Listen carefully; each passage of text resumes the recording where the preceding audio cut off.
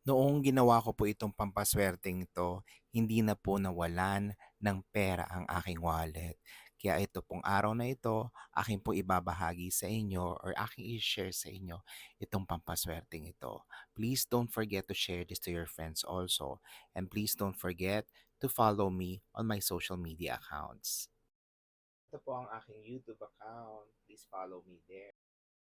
Ito po ang aking Facebook account.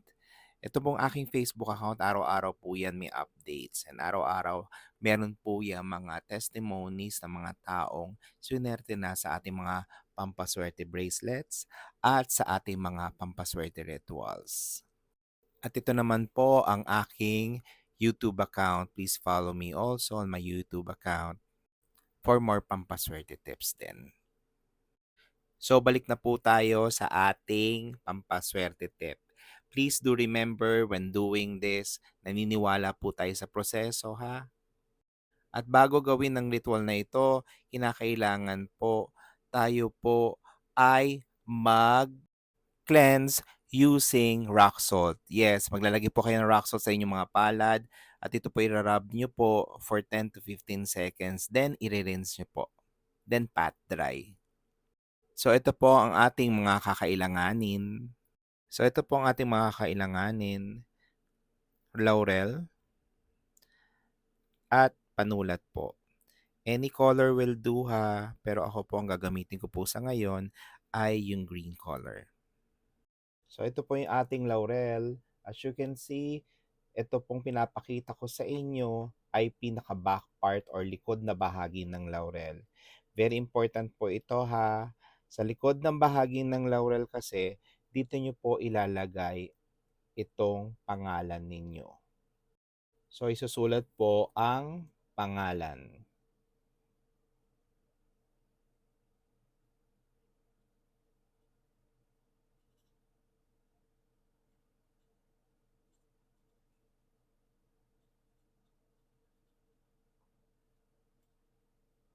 So pag naisulat na yung pangalan, buong pangalan ha, tayo po ay pupunta naman dito sa harapang bahagi.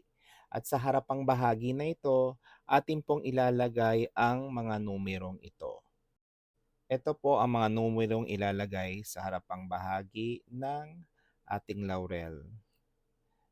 Number 1, number 9, number 9, number 6, number 2, number 1, number 1 again, and number 4, and number 7.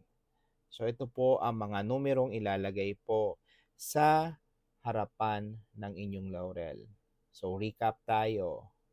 Sa likod na bahagi, ilalagay po ang inyong buong pangalan. Then sa harapan na bahagi, ilalagay po itong mga numerong ito. Then after that po, kayo po ay magsasambit ng ganito habang hawak-hawak po ang inyong laurel. 3 beses pong i-chant or sa 3 beses pong sasabihin, I attract money like a magnet. I attract money like a magnet.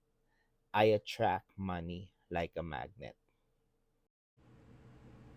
Susunod po natin gagawin ay ilalagay na po natin ang ating laurel sa loob ng ating wallet. Please make sure yung pinaglalagyan ng pwesto sa ating mga wallet ay yung pwesto or lugar na hindi po masyadong nagagalaw para hindi po agad madudurog itong ating laurel.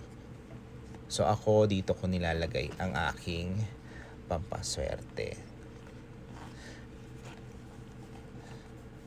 So once na natapos na at nailagay nyo na po yung laurel, ating pong hahawakan ang ating wallet and then we will close our eyes and we will repeat kung ano ang intention natin.